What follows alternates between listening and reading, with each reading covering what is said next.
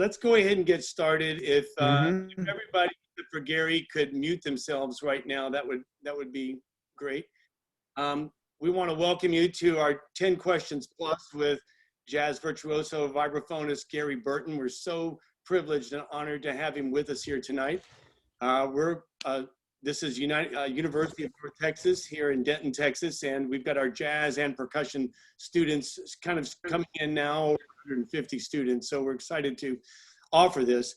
We offer the opportunity to all the students to submit questions, and through those questions were selected by our faculty. We've submitted them to Gary, so we're going to let each of the students ask the questions of Gary. And before we get started, Gary, just want to say good evening and thank you for being here. Yeah, my pleasure. This is going to be a lot of fun. I'm looking forward to it. Super excited for all of us. As many of you know, Gary is a 7-time Grammy winner. He created such an amazing potential for the vibraphone through his improvisation, his world touring, and his recordings. He's inspired all of us. And if you haven't, some of you who are younger haven't heard him play live or his recordings, he has established quite a legacy of amazing music, and we're so honored to have him. We're going to start off with our first question tonight with a sophomore from West Virginia. Her name is Kailey Filben. Kailey, would you like to ask the first question? Yes. Hi, Mr. Burton. Hi. So my question for you is, when reading your bio, I discovered that you taught yourself vibraphone. So what made you gravitate toward that instrument over others? Well, it was kind of a coincidence. I was 6 years old, and my parents wanted all 3 of us kids to take music lessons. And my older sister had started piano lessons. And I started hanging around while she would practice and watch, what she was doing.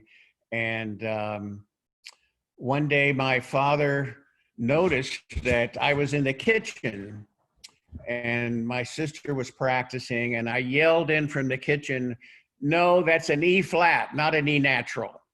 And at that point he said, I think we should find a teacher, for Gary now. So they had to find another instrument, and at 6 years old, I didn't know one instrument from another. So they took me to a few local recitals or school concerts, that sort of thing, to see so I could see different instruments. But it turned out there was a lady. This is a real coincidence in this small town in Indiana. There was a lady in the neighborhood that played the marimba and the vibraphone, and she gave lessons. So my mother took me there, and I started taking lessons from Evelyn. Evelyn Tucker was her name. And we only continued to live there for about another year. So I just got started, so to speak. And then we moved to 200 miles away to another even smaller town. And I was on my own from then on. But the great thing about the mallet instruments, I think I'm pretty confident that these are the easiest instruments to start on, to learn to play. I mean, they're already in tune. You don't have to develop a sound. Like if you play a wind instrument, it takes you a couple of years to get a decent sound out of an instrument. There's no complicated fingering systems to learn. You can play. I remember still on my very first lesson, I learned a song, "Twinkle, Twinkle, Little Star." So I went home at 6 years old feeling like, hey, this music stuff is okay. It's pretty easy. And there's no learning curve, in other words, with the mallet instruments. And I just kept playing on my own. My father would order music from some store in Chicago, that percussion store that, you could mail order pieces and also popular songs that he would hear on the radio. And I would just figure them out and learn to play them, and kept on going. So it wasn't really, that I had an amazing reaction to the first sight of a vibraphone or a marimba. It's just, how I happened onto it. And I will tell you, yeah, I mean, I started playing the vibraphone, playing mallet instruments in 1949. That sounds like, you know, caveman age, but that's when I was 6 years old and got started. There were, you know, very few mallet instruments anywhere. No school had them in their music departments. And it was, you know, just a real coincidence that I happened to stumble onto this, you know, fairly rare instrument, and ended up, it just was a great fit for me in terms of my music. I tried a bunch of other instruments too. I did learn to play the piano eventually, because I ended up having to be a piano major in college, but because they had no teachers for mallet instruments. Again, it was too early. This wasn't accepted yet. So it's turned out, you know, I really feel a great kinship with the instrument after all. And it's certainly been, you know, good to me as a career choice. So, you know, that's my story. Anything else you want to ask about that? That's awesome. Thank you, Gary. Really good. Hey, next we have Jacob Evans, who's a senior. He's a percussion performance major. Jacob, you with us?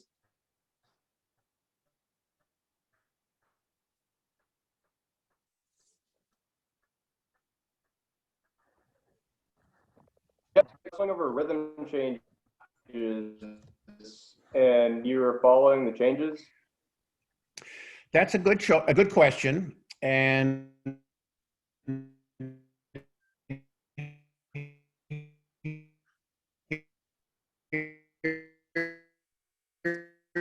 here's the thing. Most of the thing, it's G7 to C major. And if you want, instead of playing G7, you can play D flat 7, the substitute dominant. And it sounds different somewhat, but it doesn't clash with the G7.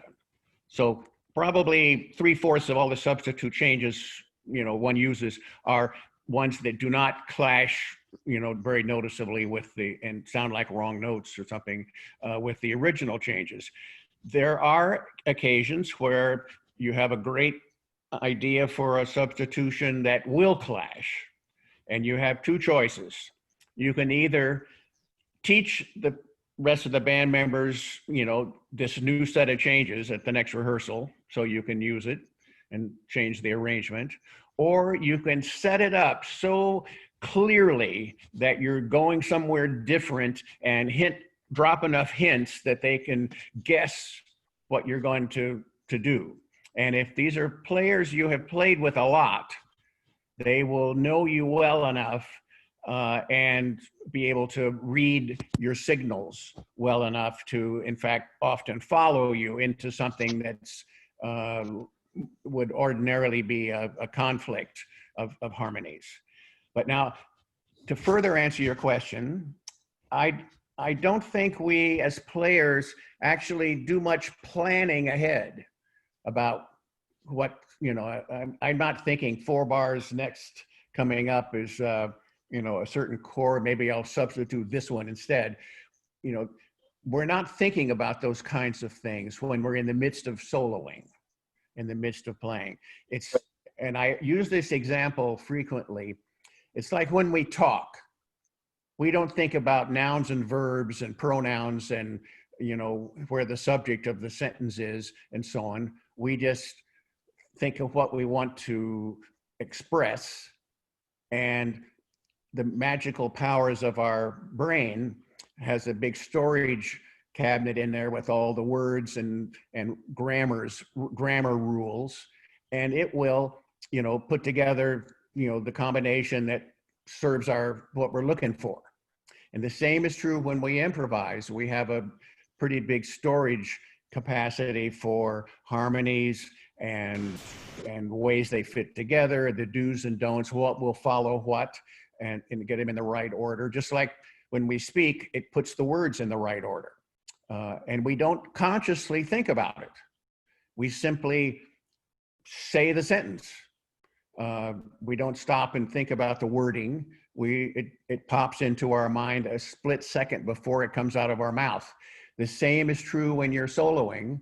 The melody ideas, the harmony idea, everything that you're going to play is generated by your unconscious, which has all this information that you fed into it in your practicing and your learning, and now it's going to take over and guide the playing.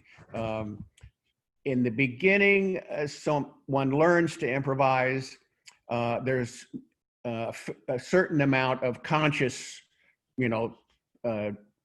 decision making that is part of it. But the more experienced and the more flow you get in your playing, you think less and less about how it's happening, and you just picture on the mood and the feel and the flow of the song as you're playing it, and your unconscious mind is giving you the sentences, just like when we talk. So part of my answer to your question is I don't actually think about substitutions that I might make. Those choices are being made sort of instantaneously on the fly by my well-trained inner musicians, so to speak. Did that make sense? I hope so. Yeah, it makes sense. Okay. Thank you, Jacob. We're going to change the order up just a little bit. Gary, our next question is going to come from Jordon Proffer. He's our 1 o'clock lab band drummer this semester. He's a jazz studies major from North Richland Hills, Texas. Jordon? That question. Oh yeah, I got it here. I made some little notes about each question to make sure I got some answers here. Oh, hey, Mr. Burton, how's it going? Yeah, good. Well, so I've mainly listened to the Like Minds album of your playing with Roy Haynes, but overall, I was just wondering, what are the most significant things that you've learned from your time playing with him, and just like on the road or in general? Yeah, well, I played with Roy full-time for 6 years, both in Stan Getz's band and then in my own bands. And we continued making records and on and off gigs ever since then. Roy is the most amazing drummer I ever played with. And I measure every drummer that comes along by how they compare to Roy. And I'll tell you about the first time it happened. I had seen him play live with his own band 3 or 4 times in Boston. He grew up in Boston, and he used to bring his New York group up to Boston and play in a local club once or twice a year. So while I was a student, I got to go see him play and thought he was pretty impressive. It was a great band, and he was really good and all that. But I didn't know the real truth of it until I actually played with him. Stan Getz ran into him on the street, said, "Hi, Roy, how's it been going? Do you want to play with my band again?" They had played together years before. And so suddenly we were going to have a rehearsal at a little rehearsal studio to kind of try out the repertoire and show Roy what tunes we were doing and so on.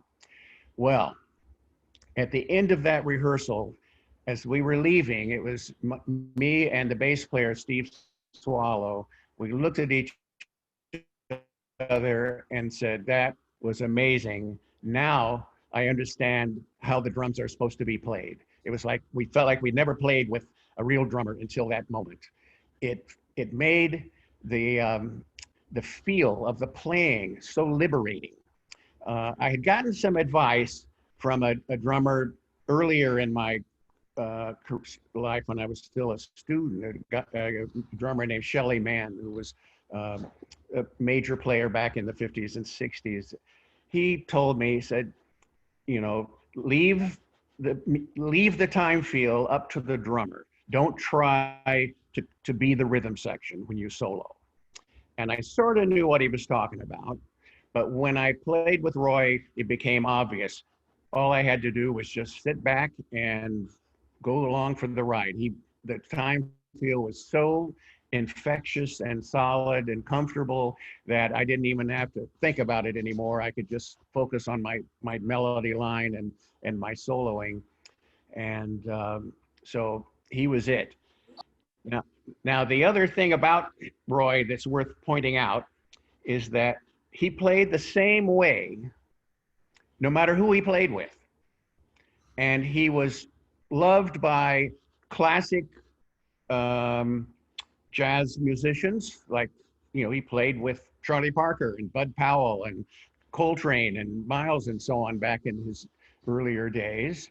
And he played the very same way when he played with Chick Corea and Pat Metheny and my band. His style of playing had a sort of a universal thing to it. Everybody seemed to, you know, he didn't have to suddenly play rock style or suddenly play old style or whatever. It was just he played the way he played. He did tell me an interesting story about how he got started playing the drums.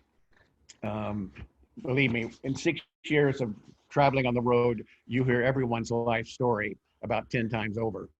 But this was how Roy became a drummer. He was a bunch of kids going to local clubs in Boston and hearing local bands play. And he got into one of those kind of, you know, I could do that. Yeah, oh yeah, sure. You know, ended up getting up and sitting in with a band, having never played a drum set before. And he said he had no idea what to do. It was terrible. But he went home and started playing on pots and pans in the kitchen. And a month later, he came back, sat in, and did okay, and managed to play with the band all right, and he just kept on going. Roy never learned to read music. He never studied music, never went to school, never had a lesson, and that makes him, you know, a real rarity among, you know, the great musicians that normally have quite a bit of training and learning and teaching experience that is part of the learning process. But Roy somehow managed to bypass all that and still be one of the most loved drummers of all the musicians I've ever known. So thank you for bringing up his name. I love talking about him. Great guy. Which drummers came closest when you were comparing them to Roy? Antonio Sanchez would be the next one. I played a lot with Antonio, particularly at the end of the last, you know, decade or so. Peter Erskine, also one of my favorites. I did a lot of records with Peter and a few tours. And of course, they both, you know, loved Roy's playing as well. And there were elements of their playing in there. And I'm sure I've played with others. The drummer is the most important player in the band as far as the leader is concerned. And because, you know, when you're the leader, when you finish counting off, here we go, 1, 2, 1, 2, 3, 4, that's the last moment that you're in charge. The drummer from then on controls the volume levels, the feel, the level of excitement, the interpretation of the song. So you need to have a drummer who sees eye to eye with you on how this piece should be interpreted. And you will find, you know, drummers that just really click with you. And this will be your favorite drummer for years as a rule, because, you know, you feel like this guy really sees it the same way I see it. And also, you know, even though it's funny, you think, well, what's the most important instrument in the band? It's not an instrument that plays harmonies even. It's the rhythm. That's the one that he has the most control over everything. So I always choose the drummer for a project first. Like you mentioned, Like Minds. This was Pat's idea. He said he'd always wanted to play with Chick, but had never had a chance to, and that in fact, because he was such a fan of the duet records that Chick and I had made, that if I'm going to play with Chick, I'd love it to be with both of you. So he said, okay, I'll call Chick to see if he's cool with this. And then the next thing is, well, we got to pick the drummer next. And so we all immediately said, Roy Haynes. So I called Roy and he said, okay. And I said, okay, now bass player. What bass player do you think would be the perfect match for you to play with in this band? And I gave him two choices, Christian McBride and Dave Holland, and which I know he'd played with both of them quite a bit. And he thought about 5 seconds and said, for this group, Dave Holland. And that was how it happened. But normally if I'm putting a group together for a record session, I start with the drummer. That seems to be the best fit for the kind of music we're going to play. And then I add the other players to go with it. That's how important the drummer is. Thank you. You play the right instrument. Beautiful. Thank you. Yeah. Thank you, Jordon. Hey, next is Isaac Lavigne. He's a sophomore in percussion here. Isaac, are you with us?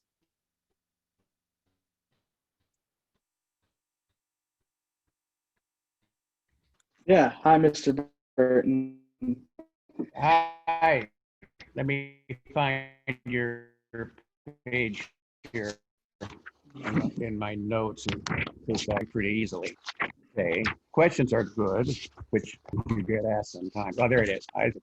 And oh yeah, how to support solo. Go ahead and ask the question. Yes. So you were talking about the important elements of feel and time and making sure that that's all locked in.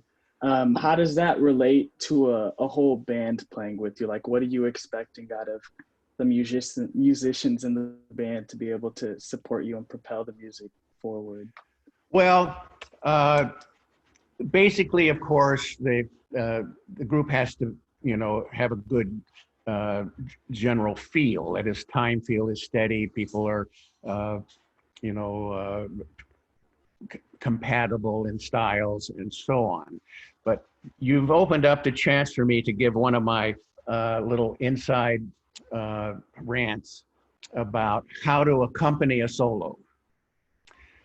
It's the natural instinct when you're playing your instrument is to give 90% of your attention to what you're doing. So if you're the piano player, you're looking at your comping, your voicings, what you're doing. And maybe 10% is listening to the soloist who's over there 5 feet away, noodling around. And you're, concentrating on making sure your comping is perfect and the voicings are good and all that sort of thing. And whatever the instrument, bass, drums, guitar, piano. But if that's the case, you're not really following what the soloist is doing. The soloist has the floor at that point. The soloist is speaking. That's he's talking.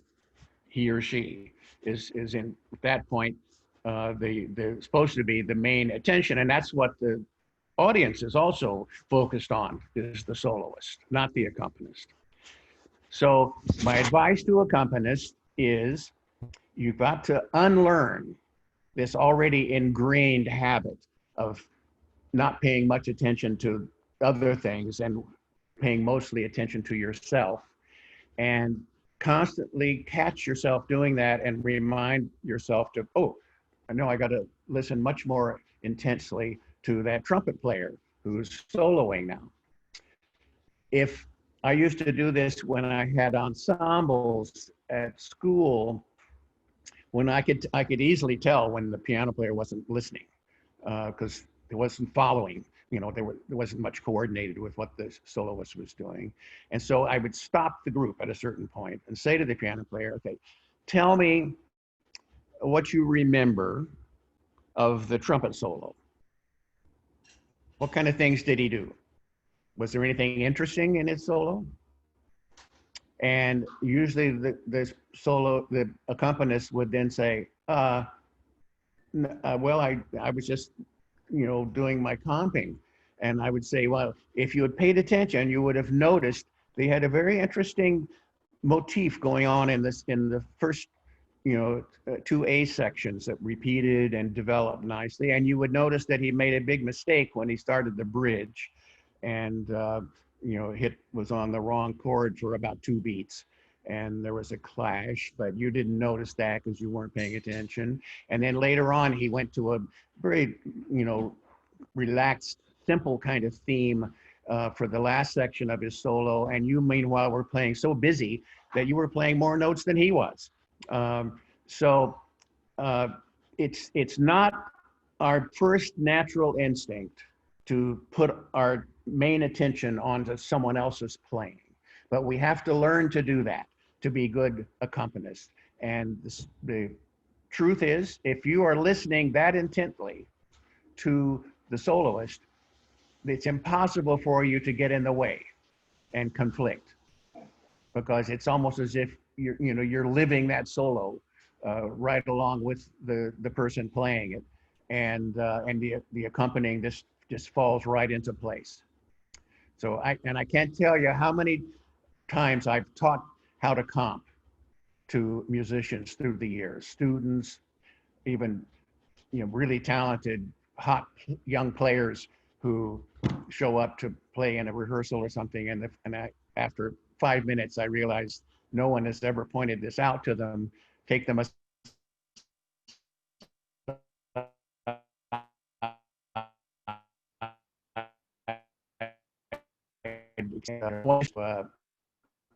pass that information along. So thank you for raising the topic. Thank you, Mr. Burton. Sure. Awesome. Thank you, Isaac. Our next question is from Sophia Colon. She's from Tampa, Florida, and she's a freshman and she's a performance major. Sophia? Oh, yeah. Hello. Hi. I have a few questions for you. So I'm curious, about how you and Chick Corea met and what inspired you to work together. Yes, well, we both came of age musically in Boston. He grew up there and I went to school there, but we never actually met during that time period until we both moved to New York at about the same time. And our careers started, taking hold. And I'm trying to think, first time I met him was in an airport.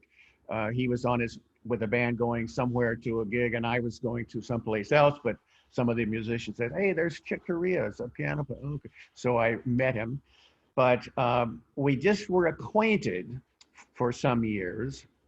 And then a wonderful opportunity came along.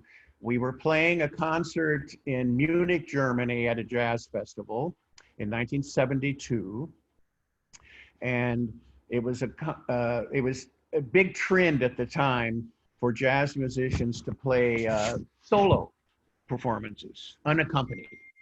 I made a solo record, Chick made a solo record, quite a few jazz musicians, it was a new trend at the time. So the festival had this idea, let's do a whole concert of, individual players playing, 20 minutes of solo on their instrument. So there was Chick, there was me, there was John McLaughlin, the guitarist, Jean-Luc Ponty, the violinist, and so on. Well, the promoter of the concert got this idea. He said, wow, it'd be great if you all could play together at the end, kind of a finale. But there was no rhythm section. There was no bass and drums. We couldn't really put a band together. And it turned out everybody had said no, except me and Chick. So we laughed about it. And so at the sound check, he taught me one of his new tunes that he had written recently, which turned out to be one of his well-known ones. It's called La Fiesta. And so I learned it at the sound check, and at the end of the concert, we played our one duet piece. The audience loved it, probably because they've been listening to solos for 2 hours, and hearing something besides just the solo was like a fresh experience. But that led to the guy who ran and started ECM Records, who was there that night, to try to talk us into making a record as a duo. And we thought he was nuts. We said, Gary, come on, nobody wants. Yeah. Can I interrupt you just for a second? Because there's somebody on our the conference call that might have a perspective on this too. We invited Chick to come join us. We invited Chick Corea. Oh. Chick, are you here?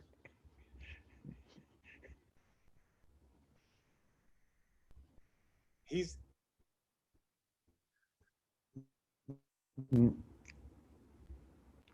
I don't see him yet. Yeah, he just logged in. I know he's online. Oh my. Yeah. Oh, there he is. Or something.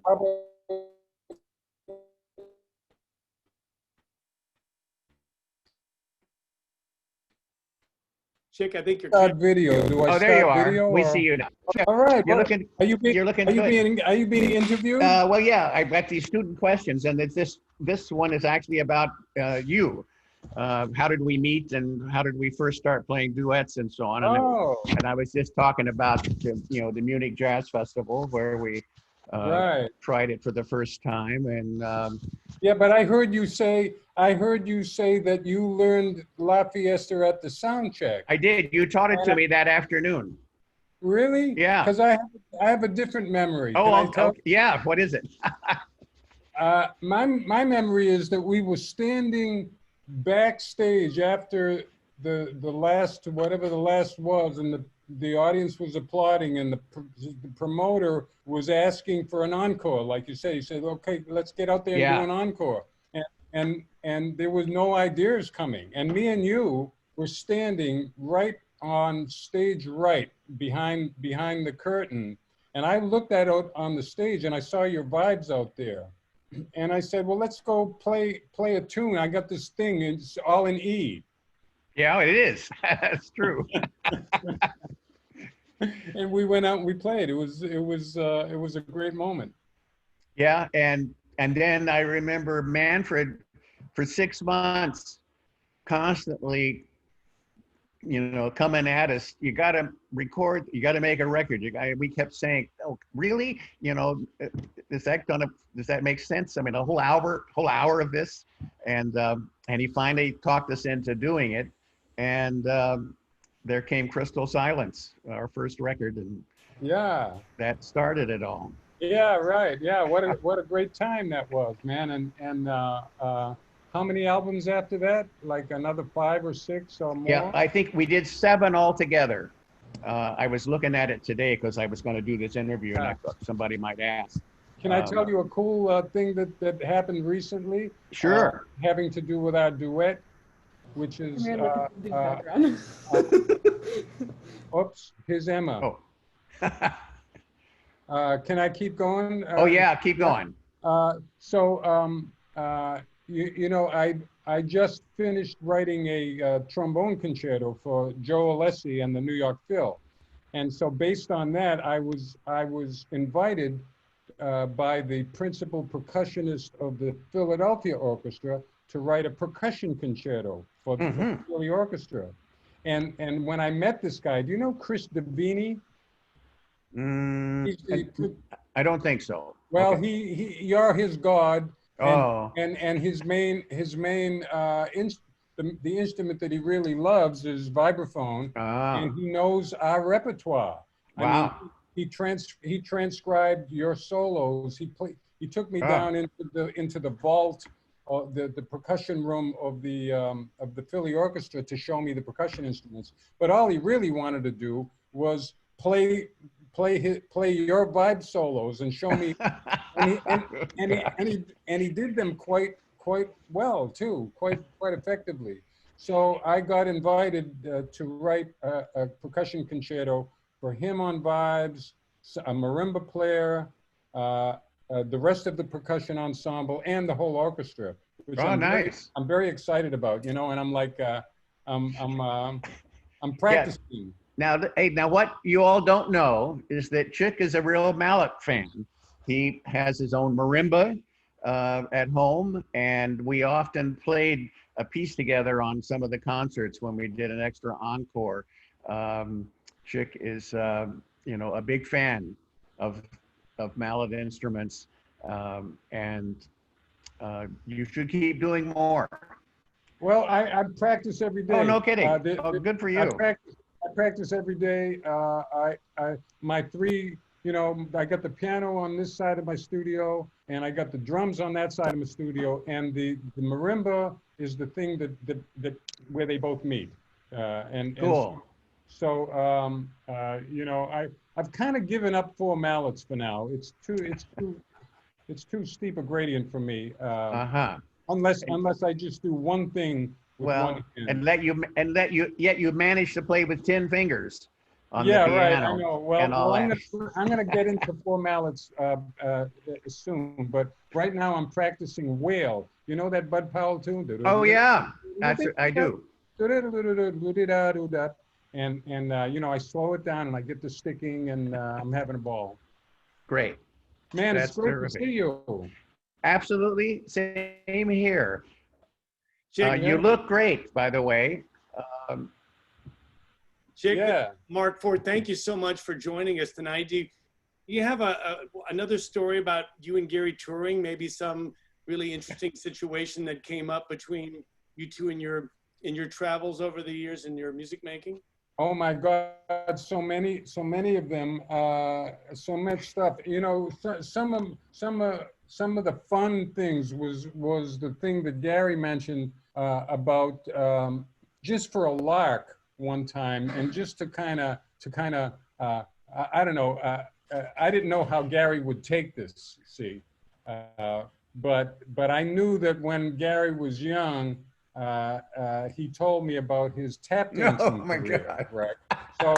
So I figured there was something of the entertainer left there. So when we played our hearts out for a whole concert, and we did one encore, and they wanted another encore, I thought, I'm just going to fool around. So I picked up the mallets to his vibes, and I just started playing some notes, and I looked at him, you know, and he played some notes back. So I saw we were going to have a game there. And then we launched into Armando's rumba. And since then we were using, that was one of the fun things for me, because I would just kind of hit the vibes like a drummer. I didn't know what notes I was hitting. And then Gary would make it sound good and do something else. And then I'd do something else. And I'd play something real simple behind him.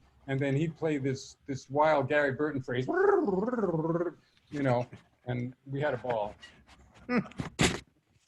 Awesome. Thank you so much for joining us, Chick. It's just Sure, man. Yeah. you both here to talk a little bit. Okay, Gary. Yeah, great to see you, Chick. I'll talk to you soon again, man.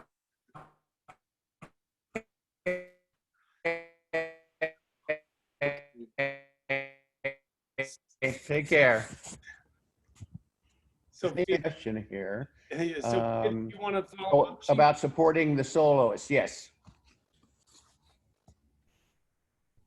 Sophia, did you want to finish up your question?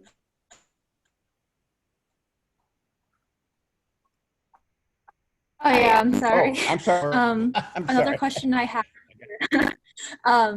Like, how was like the composition process like when you guys were writing Duet together?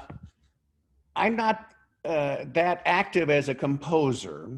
I've written maybe 40, 50 songs and recorded them on various records of mine, but all the records we did together with Chick and I did not contribute anything as a composer. We played some other people's music, some standards, and a lot of his music. And sometimes we would collaborate. That is, instead of showing up with a piece that's completely all written out and finished, and all I had to do was read it, and then we would quickly start playing on it. Sometimes he would just bring a sketch of a sort of a general idea for a song, and then we would kind of together work out, you know, how to make it into a finished product and how to make an arrangement on it. But so to that extent, yes, I helped in the composing, but Chick, you have to understand that Chick is probably the most prolific and diverse composer alive today. The guy can operate in more genres of music, not just jazz, but all types of jazz, but also very active in classical music and so on, that frankly, it's intimidating to be around him when you start thinking about composition. And he was writing music before we ever played duets together. He would send me music for my band. He would, I would get a package in the mail every 6 months or so. Here's 4 songs that I think sound like they would be a good fit for your band. And sure enough, at least 2 of them would be. And I ended up, recording them myself. So I had a nice rapport with his writing style and the content of his music, but we never actually composed together, which might not be clear if you listen to all the records we made. You would think as a duet, we must have collaborated on a lot of this stuff, but as players, yes, but in terms of composing, he was the guy. Now you had one other thing on there. What was it? It was, how does it feel to win Grammy Awards? Well, pretty good. There is a funny story about the Grammy Awards in my case, which is the first one I won, I didn't even know I was nominated. In the earlier days of Grammy Awards, there wasn't a huge television, live broadcast and so on. And if you were, I didn't get that. Could you try if you were members of the Grammy organization, you would be invited to these presentations. I'm not sure I understand. Sorry, my watch for some reason thinks I just asked Siri a question. So they would do the awards announcements in New York and Los Angeles simultaneously. And I didn't know I had even been nominated in some category that year. It was 1972. And my manager called me up one day and said, you should come by the office this afternoon. There's a box here for you. And I thought, oh, okay. So I came by and there was this box that he had already opened to see what it was, and opened it, and it was a Grammy in there. What the heck? How did this happen? And so at that point I said, well, maybe I better join the organization, and if this is something that might happen again. And over the years, I would win another one, about 1 or 2 every decade. And the nice thing about it, besides the fact that it comes from your peers, from other musicians, not from critics or the public, but it's from the people who really, are best equipped to judge the quality of the music. But for me, the fact that it spread out over my entire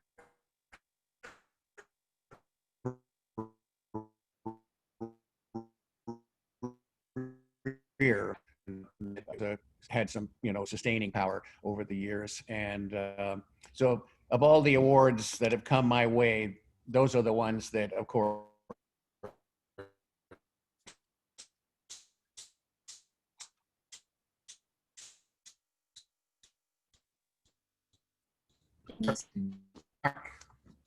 Okay. Sorry, the screen froze for a moment there. Hey, next, thank you, Sophia. Okay. Gary. Our next question is from Colton Perrin. He's a freshman. Colton, are you with us? Yeah. Hi. Good evening, Mr. Burton. Whenever I find myself playing 4 mallets or just any sort of percussion, I kind of think to myself, like, I wonder who comes up with these grips. So now that I get a chance to ask you this question, I'm curious, what led you to creating the Burton grip, and how did you come up with the technique to hold the mallets like that? Well, I was first shown what is nowadays called, I think, the conventional or the traditional grip, with the inside mallets on top, and single lines are played with the 2 inside mallets. And so I learned that grip when I was maybe 8 years old and continued playing that way until I got into my teenage years and discovered jazz. And then I found myself playing on jazz tunes, and I could play the melody chorus holding the four mallets that way pretty easily, but it was hard to solo holding them that way. It felt cumbersome. And I wanted four mallets because I grew up in a tiny little farm town, about 1/10 the size of Denton, which gives you an idea how big this town was. And I played alone.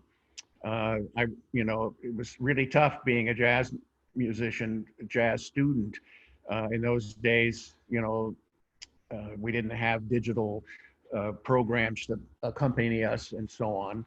So I needed to fill in harmonies more. I wanted it to sound complete when I would solo play a song. So I wanted to play with four mallets most of the time. And yet every time I got into trying to solo and improvise and needed more freedom of motion, the four mallets were cumbersome, and I'd have to put down two of them and play with two and then go back to four. But then in the middle of the solo even, I would get ideas for wanting a chord here or a chord there. And I wished I had the four. So the summer of my junior year in high school, I was practicing kind of every day out on this screened-in porch we had at our house.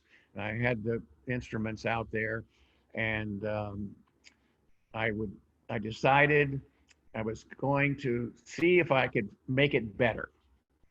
And over that couple of months, I kept moving the mallets around, trying different positions and so on, and ended up settling on what is now the Burton grip. And it freed up the mallets so that they don't bounce around nearly as much. I had much more control over the individual mallets. I could play with endlessly with two mallets and not feel like the other two that were inactive at that moment were, holding me back or giving me trouble. So it really worked for me. I had no sense that this was going to become a popular thing. And I certainly didn't name it after myself. People just started calling it that eventually. And even to this day, it still embarrasses me when somebody refers to the Burton grip as if I had somehow one day claimed this, this grip as my thing. And in fact, I discovered I wasn't the first one to use it. You're going to meet Keiko Abe later on.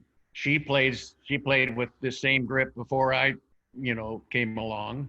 So did a studio percussionist named Bobby, what was his last name, in Chicago, Bobby Christian. I got to know him years later. He played using the same grip as mine long before I came along. So it wasn't as if I was the first, but I got more visibility using it, so I got to, for it to be named after me. So, but that's how it came about. It was the summer of my junior year in high school, and it was just a need to come up with something that was not so clumsy. And speaking of clumsy, the Musser grip, the Lee Howard Stevens grip, I know is favored by a lot of marimba players because it supposedly is easier to make wide intervals and so on. I've tried it just to see what it's like a little bit. It always feels clumsy to me, but that's probably because I've been playing, for decades with my own grip. So naturally, it's not going to feel as comfortable in 10 minutes of trying out another grip.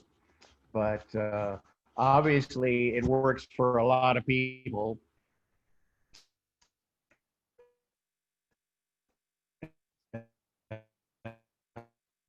In fact, for marimba players. But then there are marimba players like Pius Chung, for instance. He uses my grip. So the classical marimba players that use mine. My advice is, there's no hard set rule that you have to use one grip or another. There's no right and wrong like there is on fingering a violin or something. You pretty much have to do it the proper way or you'll never be, the best violinist in the world. But with four mallet technique, we all have the right to experiment and see what works best for us. So, feel free to experiment. Very good. Thank you. Thank you so Colton. much.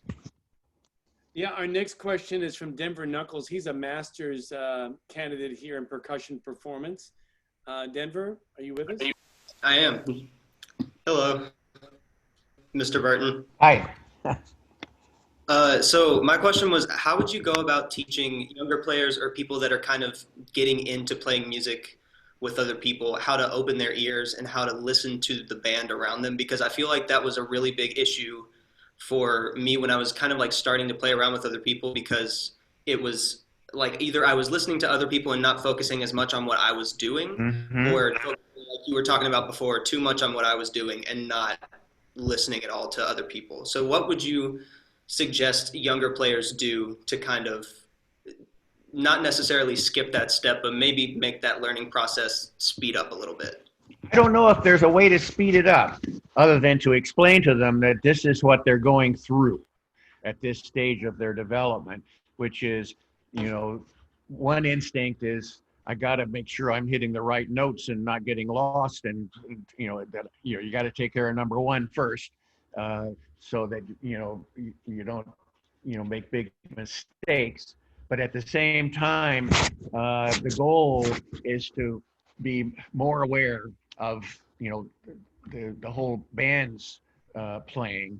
I've told people that, for instance, for me, I often like to imagine as I'm playing with my band that I'm playing all the instruments, that I have 8 arms and I'm playing all of those. I'm hearing all those instruments happening around me. And I even kind of envision that, I'm playing the band, not just the vibraphone here, which helps me stay attentive to everything that all the other players are doing. But obviously, if you're new at this, you're not going to be able to instantly jump to that level of comfort. So the more your own playing becomes really settled in, the more brain power you'll have left over to listen to the others, but always keep that as a goal. And in some cases, I would tell people, play less. Don't, try to play a million things and keep it simple. So you have, ability, I don't know if you're percussion or drummer, you have a choice as to whether you just want to play time or whether you want to add a lot of fills and everything else that's going on. When in doubt, play less. That's a good general piece of advice. Nobody will accuse you of, making a big mistake because you weren't as busy as you could have been. On the other hand, you could very well get so busy that you get in the way of what the other players or what's going on in the band. So mostly it just takes a certain amount of playing time.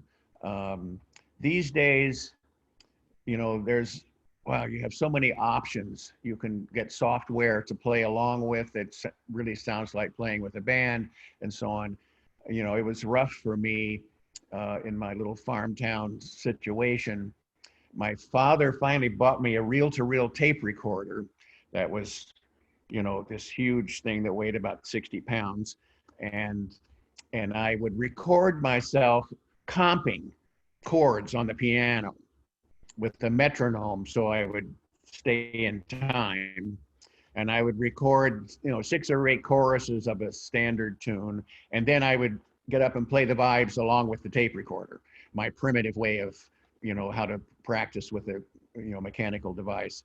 And frankly, it was amazing for me. It really helped tremendously just to simulate, sort of a band situation. So again, the general advice is the more you can play with other players, the better. Join any band, play with anyone. It doesn't even much matter whether it's the best, latest hip style or what. I learned as much playing, for a wedding as I, in some ways, when I look back on it. My main gigging when I was in college, I had a 5-night-a-week job playing piano in a trio that accompanied singers who were hired 1 week at a time. They would come in, we would rehearse one afternoon and learn their hours worth of songs.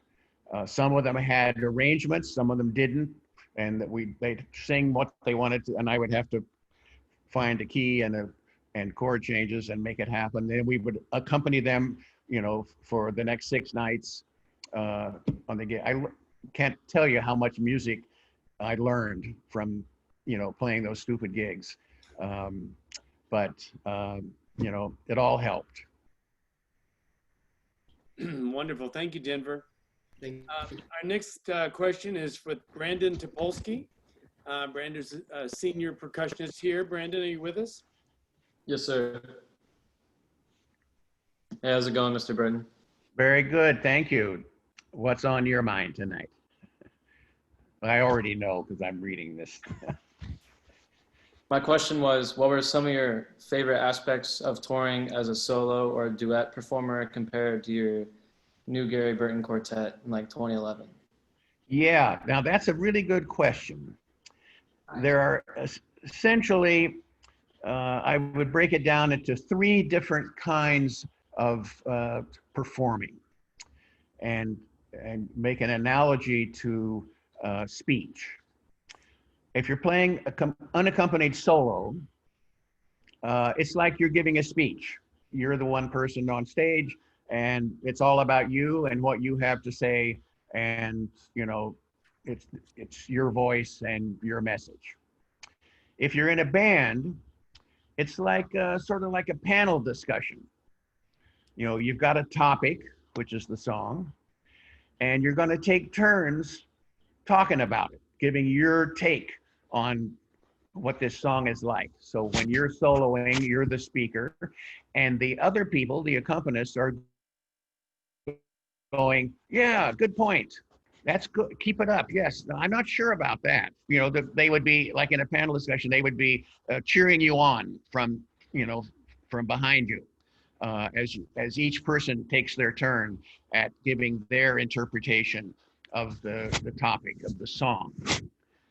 In a duet, it's remarkably different. It's like having a back and forth conversation between 2 people.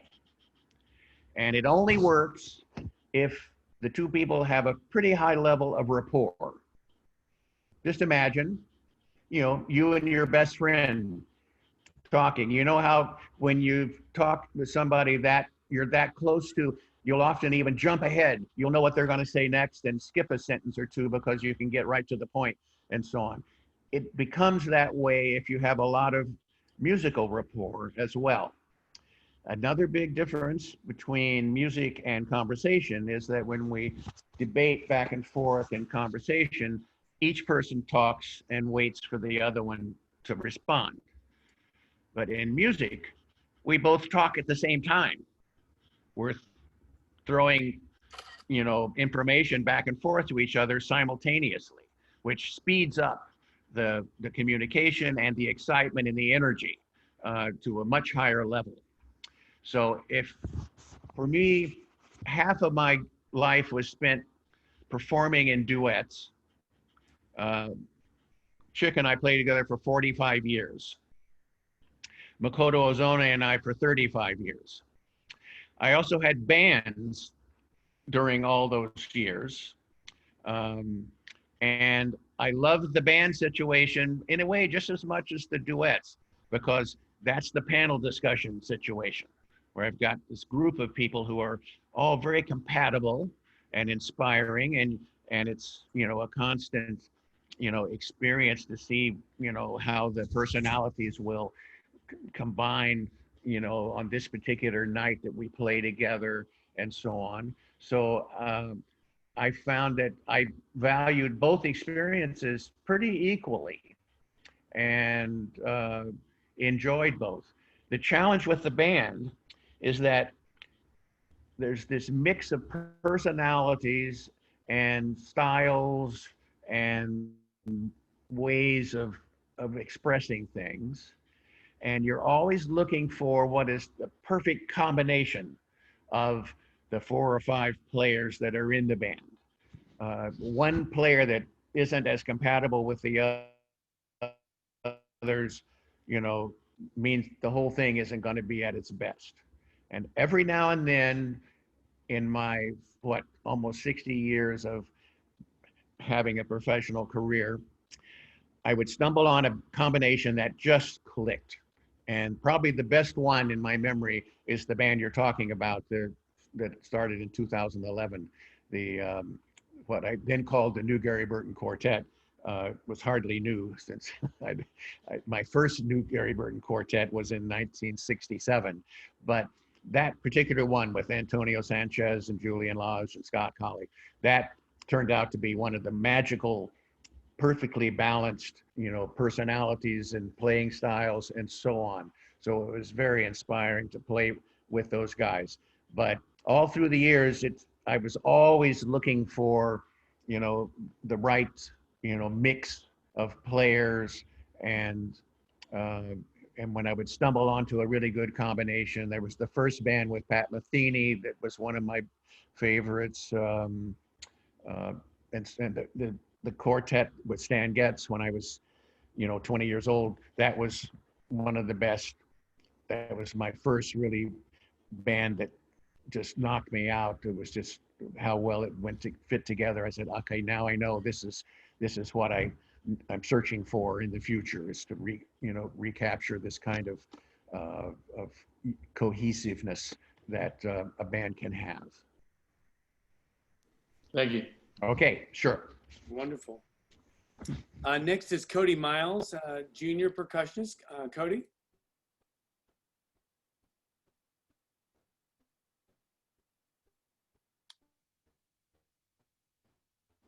Hello. Learning throughout our lives. So I asked, in what ways are you still learning in your day-to-day life? And when you're viewed as a master, who are your... Well, in the beginning, it's kind of obvious and easy. Your teachers are your teachers. And also the bands that you play with, we all tend to look back and say, well, my best teacher was probably that first band I was in, and there was a horn player who was in his 40s who had so much experience, and boy, he gave me the greatest advice and so on. You learn from other players, both in terms of verbal advice, they're telling you, try this might work, I like that, but I don't like that, and so on. But they also serve by example with their playing. And you hear them doing it, and they're standing beside you night after night on the gigs. You learn a lot just from that experience. It is also true that as you get more experienced, that you transition from learning mostly from your favorite players. In fact, we often imitate our favorite players when we're learning. It's a very common thing. You'll notice somebody, well, he sounds a lot like, such and such, and because that's his hero. But eventually you move past that and find your own voice that's maybe started with your favorite player, but now has, moved into being your own voice and so on. But eventually you'll discover that you learn an awful lot, and maybe the majority, from yourself, from your own imagination, and your own brain becomes your major guide in your developing your own sound, your own style, your own music, particularly once it gets to the point where you're in kind of a league by yourself in terms either your ability on your instrument or the kind of music you're playing is so uniquely yours that you have to turn to your own thoughts and your own ideas and your own identity as something to follow. So my other source of inspiration, because I'm a certain type of musician, is I get a lot from young musicians that I get to know who are still developing, and watching them find their identity and their direction is very inspiring. As a major player, an experienced longtime player, you sort of have a choice. You're either more comfortable playing with other very mature players, and you can look around and you see a band, well, these guys are all in their 60s and they're really professional and they're really smooth and they play together great. And they like, you know, playing with people who are very solid and very settled. And then there are leaders and musicians who find it inspiring to play with younger players who are not yet so perfect or so polished, but they're discovering new things and they're kind of pushing envelopes. And that to me brought so much more excitement in that. If you look at all my bands, almost all of them were a mix of some seasoned players, but also some younger new players coming on the scene that, you know, provided that element of surprise and mystery that, you know, kind of made every night going to the gig, you know, something to look forward to. It's easy to become cynical when you've been doing this for 40 or 50 years, playing the same tunes, playing with the same people. After a while, it's just a gig. And it goes really easily. You can do it practically in your sleep and everything. But, you know, it's not as exciting as rediscovering the music every night, because you're standing next to a kid who's a genius who is reinventing it, you know, right in front of you, and it really can be inspiring. That's my answer to that one. Anything else? My last part to that was just, do you have any encouragement for our generation when it comes to continuing to innovate? Well,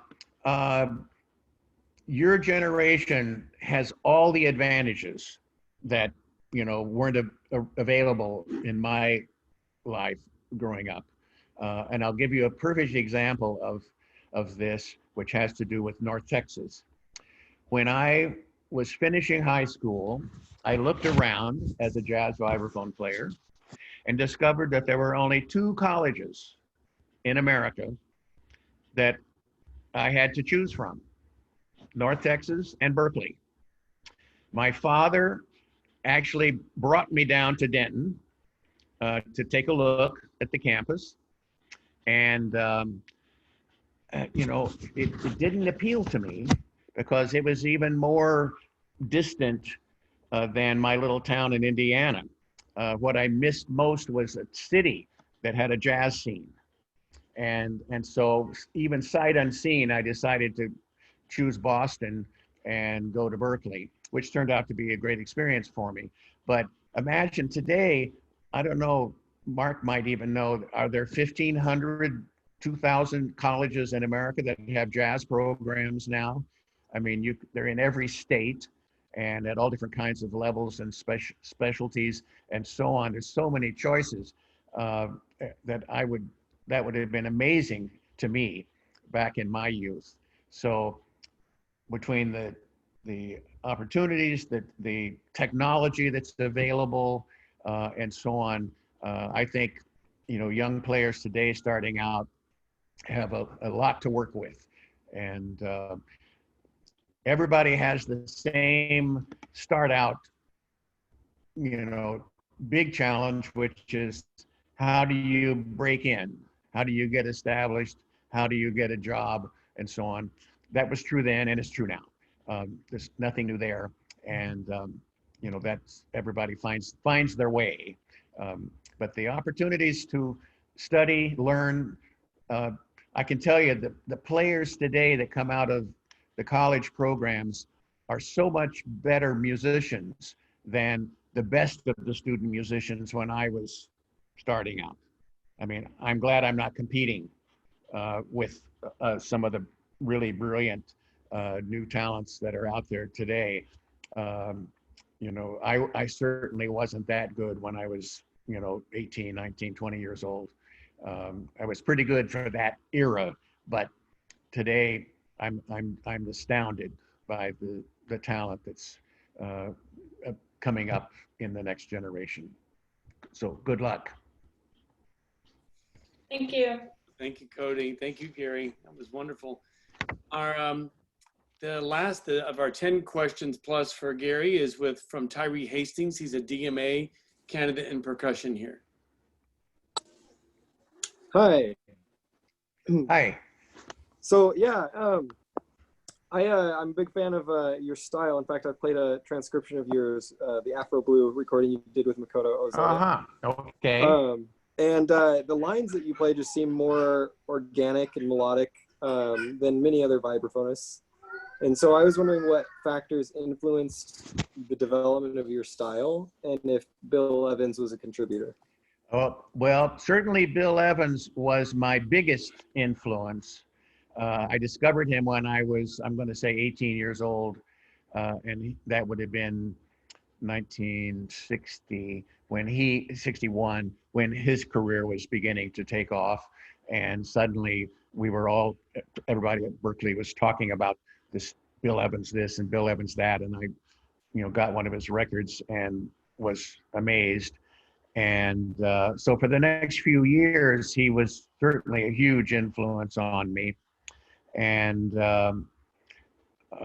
fortunately, since I played the vibraphone, people didn't really notice that I was copying Bill Evans because I wasn't playing the piano. So there's a little piece of advice. If you're going to copy somebody, choose someone that plays a different instrument so it won't be so readily recognizable. But you noticed it anyway. The thing is, what Bill, besides that he revolutionized the sound and style of jazz piano for that era, all jazz piano had been pretty percussive and pounding and high energy up until Bill came along and played it, you know, with much more sensitivity and melodic range and so on. But for me, the big influence was his storytelling. Instead of it being the typical jazz solo, which was one familiar jazz phrase after another until you had covered about 3 choruses of the song and then you pass it on to someone else, Bill started and developed a melodic theme or two, let's say, through his entire solo. So there was a continuity to it that I hadn't heard in many other players. And that really struck me. It made me listen to his entire solo with rapt attention, because I wanted to know what was coming next in the story. Where is this going? You know, what's he going to add to it? And so on. And so that became my goal as a soloist, was to clearly develop themes and capture a story, both in mood and style and content, that would hold the attention of the listener. Just like a good storyteller does, you know, if you're standing in front of a crowd of children or whatever, and you're telling this, you know, fairy tale, but you tell it very dramatically, and it, you know, it has a beginning and it goes through a whole series of events and has an ending. Well, that's what a really great improvised solo should do also. And I will say that it took me a decade or more before I felt I could consistently do that on most of the songs that I played. You know, it's easy to lose the thread of it, to, you know, drop the ball along the way and have to sort of make another start and so on. And so you lose the element of it having this wonderful continuity. But eventually by mid-career, I was pretty consistent at being able to say this was how I solo. And so that's, you know, and that's just me. I'm not, you know, there are wonderful players who never have done that, who I still respect as players. When I hear them play, I think, well, boy, it sounds great. It's grooving right along, swinging. I'm enjoying it. But there's something about having the content that really, you know, to me makes it stronger. In fact, my two favorite compliments, if somebody walks up to me after a performance and normally says, wow, you really play fast, or how do you get all those four mouths doing all that stuff at the same time? You know, I get those comments a lot. The two that mean the most to me is when someone comes up and says, your improvisations just are so easy to follow, so have such a strong, you know, development to them that I know I feel like I can go with you from the beginning to the end. The other compliment is when someone praises me for my choice of repertoire. I'm very careful and put in a lot of effort to try to find only great songs that really work well for me and my band as vehicles for performance. I don't play a song just because it's a song. It has to really reach out to me, say something to me for me to choose it. And when somebody compliments me on, boy, you have some of the greatest songs in your repertoire, that makes me feel good. Those two things. I'll mention Miles Davis here. Of course, when I saw your question, he came into my mind.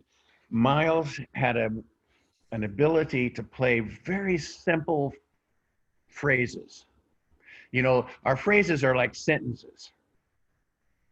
And he had a way of playing these very declarative sentences.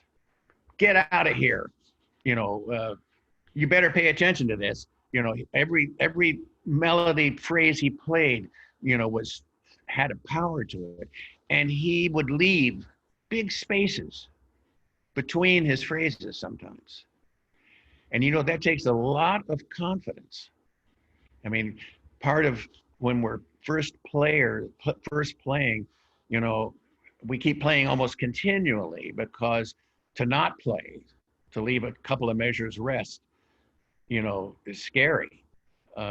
You know, are we that confident that the last phrase we played is still going to hold people's attention? Or I better play some more here and keep it going.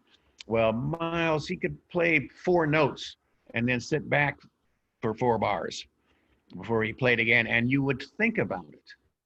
You would hang on to those few notes and really let them sink in, and then you'd be dying with curiosity to see what he's going to come up with in the next phrase. And that was his way of holding, you know, the listener's attention with incredible intensity. One of my real heroes. He also went through, you know, a number of stylistic eras, and he even gave up an incredibly popular phase of his music and dove into electronics and all kinds of stuff that a lot of people didn't like or didn't relate to. But fearless, he went right on. He was so confident in what he was doing that, you know, he to me was, you know, one of my great inspirations. I never got to play with him. He's one of the few major players that I never crossed paths with, other than that he once threatened to kill me, but that's another story. Okay, next question. You don't want to elaborate on that now? That's a good one. Oh, well, I'll tell you the story then real quick. I was interviewed by the most important jazz critic of that era was a guy named Leonard Feather, who wrote for the Los Angeles Times and also had books on jazz and so on. He did an interview with me. I was a new band leader at the time. This was maybe the first year I had my own band. and we were kind of, breaking some rules. We were playing rock influenced music. We had long hair and rock and roll kind of clothes and so on. And so he was asking me, what's all this about? Where are you going with all this? And I said what I thought was a pretty simple answer. I said, well, listen, we're trying to find our own voice, our own direction. I said, everybody can't play like Coltrane and Miles. We have to find our own style. So the headline of the interview when it ran in the newspaper was, Burton says, Miles and Train are has-beens. And I called up Leonard the next day. I said, what, how could, come on. He said, well, that's the message I got from what you were saying. I said, no, I could never, they were two of my biggest heroes. How could you ever? So, well, a week or two later, we were playing in San Francisco at a club. And it turns out the manager of the club was an old friend of Miles. And it was a restaurant as well as a club. And so I showed up for work that night, and the guy called me aside and says, listen, Miles was here for lunch today. And he asked me how things were going here at the club. And I said, oh, we're doing great.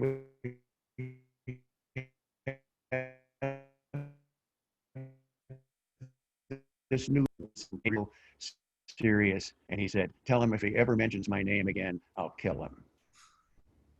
So Lou, the club owner, said,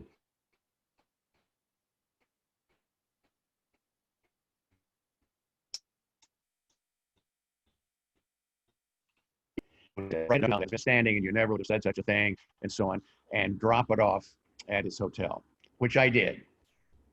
And I don't know if he ever got it or not.